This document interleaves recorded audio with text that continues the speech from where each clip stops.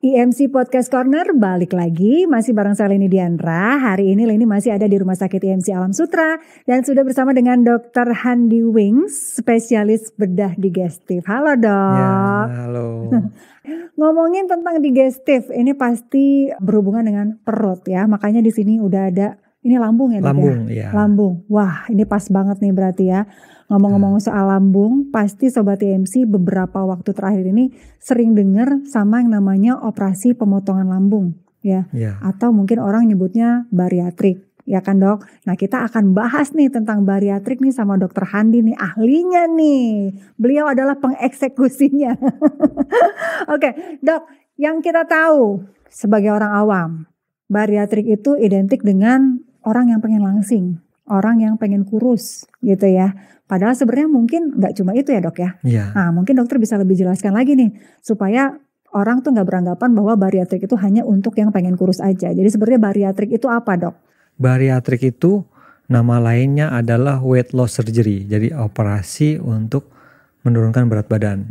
Jadi bukan merupakan suatu operasi kosmetik. Jadi sebenarnya operasi bariatrik itu dilakukan tindakan, dimanipulasi organ pencernaan lambung kita. Jadi yang biasanya kita diet dan olahraga nggak berhasil, kita makannya banyak, dengan bariatrik ukuran lambung diperkecil. Misalnya seperti ini. Oke, nah ini kita misalkan apa dok? Ya, ini lambung yang tadi ini ya. Lambung, nah, ini kita proses pemotongannya gitu dok ya. Jadi disisakan hanya kurang lebih ukurannya setengah. 15%. Oh 15% 20% aja. Jadi sekitar 80-85% di take out. Jadi dalam artian dia juga tidak bisa menampung makanan yang banyak. Jadi tujuannya kapasitas lambung diperkecil. Tadinya kita bisa makan 1-2 piring nasi. Setelah operasi makannya tinggal 3 sendok, 4 sendok. Nah itu dia dok. Karena ada beberapa selebriti juga yang sudah melakukan hal ini. Orang-orang pasti bertanya-tanya kan. Gak apa-apa tuh makan cuma 3 sendok gitu kan. Ya, jadi memang bariatrik bukan buat semua orang. Jadi untuk orang yang mengalami permasalahan berat badan yang mengganggu. Misalnya dia obesitasnya udah lumayan berat. Kemudian atau dia memiliki masalah kesehatan gara-gara obesitasnya itu. Bisa jadi diabetes kan. Ya, bisa atau jadi mungkin ke penyakit-penyakit lain. Darah tinggi. Bisa jadi kolesterol gitu. Itu yang akan hilang setelah kita berhasil turun berat badan. Oke, jadi bariatrik ini nggak bisa dilakukan untuk sembarangan orang, gitu ya dok ya. Misal nih, saya misalnya beratnya, saya sekarang ini kan 48 ya dok ya. Misal berat badan saya 60-70, lalu tiba-tiba saya datang ke dokter, dok pokoknya saya nggak mau tahu, saya pengen kurus, lalu minta bariatrik, itu nggak bisa ya dok? Itu nggak bisa. Harus ada observasi dulu. Iya, jadi bukan seperti kita mau operasi plastik begitu sesuai request kita, tapi ada ketentuannya, kriterianya. Kalau seseorang udah tergolong obesitas, kita pakai patokan body mass index atau indeks massa tubuh. Bila qualified baru boleh. Jadi kita selalu memperhatikan benefit daripada risknya.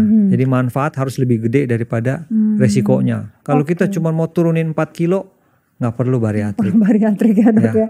Oke. Dan juga ini ya dok ya, salah satu mungkin usaha yang pernah kita lakukan itu apa ya kan? Misalnya kita udah makan sehat, udah olahraga, tapi kok berat badannya belum turun-turun juga. Nah ini juga salah satu syarat ya dok ya untuk bisa dilakukan bariatrik ya. Jadi harus sudah coba dulu metode diet olahraga, metode lain, gagal, baru bariatrik sebagai opsi terakhir. Dengan batas berat badan yang sesuai standar dokter gitu ya. Oke. Tapi katanya bisa juga selain untuk menurunkan berat badan ya, karena mungkin dengan turunnya berat badan otomatis berbagai macam masalah kesehatan juga ikut turun gitu ya.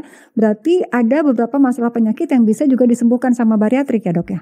Iya betul. Seperti apa dok misalnya? Biasanya kalau orang menderita obesitas, akumulasi tumpukan lemak berlebihan di perut kita menimbulkan dampak merugikan buat organ-organ kita. Mulai dari orangnya itu gampang migrain, depresi, resiko henti napas, asma, resiko terkena serangan jantung, tidurnya jadi ngorok, darah tinggi tadi, asam lambung naik, kolesterol juga, fatty liver, perlemakan hati, asam urat, kencing manis, diabetes gitu. PCOS, susah punya anak. bahkan mengganggu aktivitas sehari-hari. Misalnya jadi susah naik turun tangga, susah sujud, susah jongkok, staminanya cepat capek gitu. Susah bayar utang, enggak ya dok ya kalau itu? Jadi resikonya adalah angka harapan hidupnya berkurang. Oh iya. Jadi sebenarnya tujuan bariatrik adalah memperbaiki kualitas hidup, menghilangkan penyakit-penyakit gara-gara obesitas ini.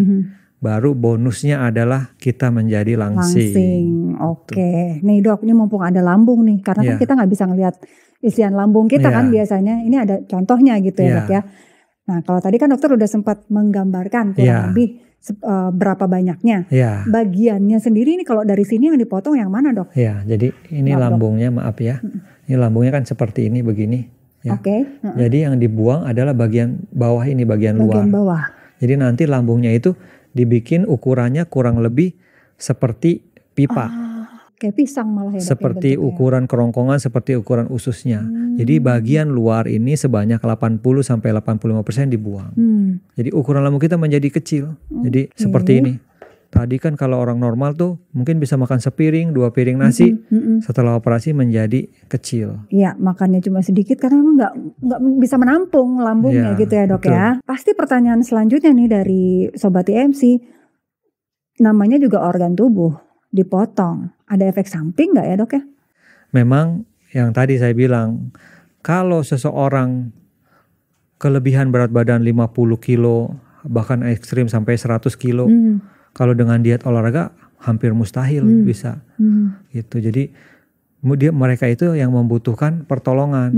Ya, kalau dengan diet olahraga saja susah mencapai berat badan ideal.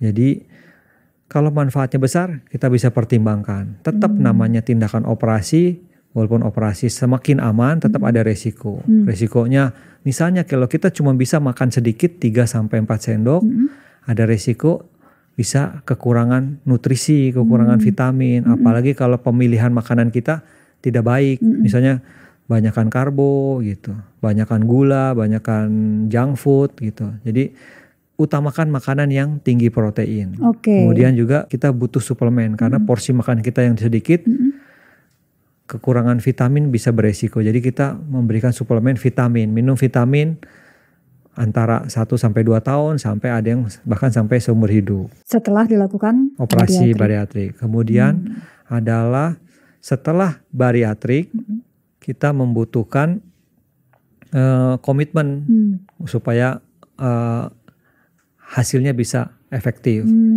kontrol teratur gitu. Proses operasinya sendiri itu berapa lama dok? Operasi berkisar antara 1 jam sampai 1,5 jam. Kalau ada kesulitan bisa sampai 2 jam. Biasanya kesulitannya apa tuh dok?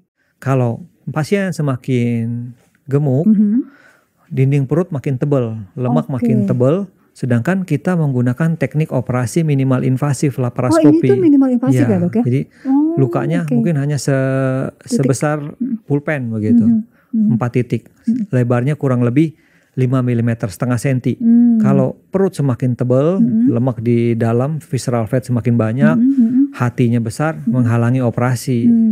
Jadi itu yang kadang-kadang membuat operasi bisa sedikit lebih lama. Kalau tadi mengingat lukanya hanya beberapa titik, jadi secara estetis setelah bariatrik tidak akan terlalu mengganggu ya dok? Iya, jadi karena saya tanya kecil, kelebihannya nyerinya minimal. Lalu kosmetiknya juga hampir baik, nggak kelihatan bekasnya gitu, dan cepat bisa pulih, bisa kembali beraktivitas kerja begitu, bisa lebih cepat. Dan sebelum kita melakukan bariatrik kan pasti ada beberapa pemeriksaan ya dok ya. Nah ini apa aja sih dok yang harus seseorang yang ingin melakukan operasi bariatrik, proses apa aja harus dia lalui sebelum akhirnya sampai ke meja operasi?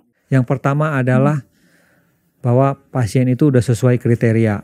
Kalau dia sudah sesuai kriteria dan pasien itu memiliki komitmen untuk berubah, memiliki pola hidup sehat, mau merubah pemilihan makanannya, mau bantu olahraga, kemudian dilakukan pemeriksaan darah, pemeriksaan foto paru-paru, pemeriksaan rekam jantung, konsultasi dengan dokter gizi, konsultasi dengan dokter jantung, konsultasi dengan dokter bius. Kalau hasilnya semua baik, aman untuk dilakukan tindakan operasi, kita lakukan. Tapi kalau misalnya hasilnya kurang optimal, biasanya kita tunda, kita perbaiki dulu. kita ingin memastikan bahwa operasi ini benar-benar aman gitu. Jangan sampai kita paksakan. Oke dok, setelah melakukan operasi, nah kita kembali lagi ke porsi makan, ya kan? Porsi makan yang ideal untuk orang yang sudah melakukan bariatrik itu yang seperti apa dok? Jadi kelebihan orang punya lambung kecil adalah satu, hormon laparnya udah di take out, udah hilang, dibuang. Jadi sekitar 80-90% hormon ghrelin ikut terbuang. Jadi itu membuat kita nggak cepat lapar.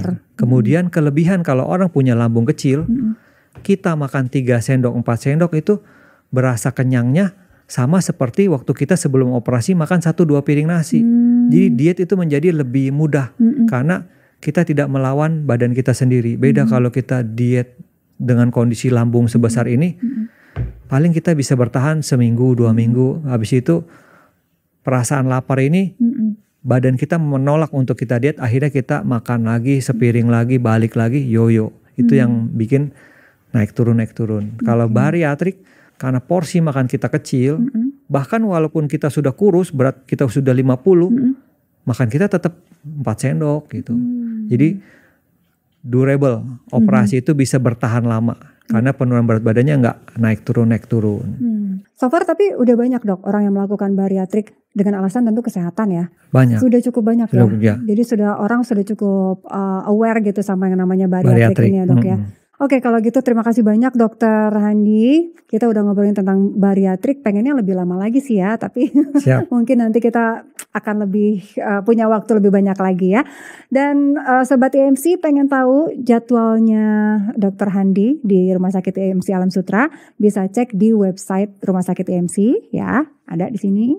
Terus juga bisa cek juga di mobile app-nya IM Care, itu juga bisa untuk dipakai untuk konsultasi, bikin janji atau juga histori kesehatan kita di Rumah Sakit IMC seperti apa itu ada juga.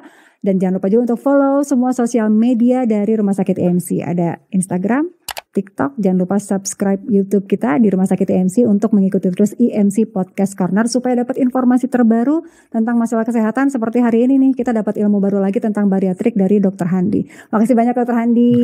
Kita ketemu lagi di IMC Podcast Corner berikutnya, sampai jumpa.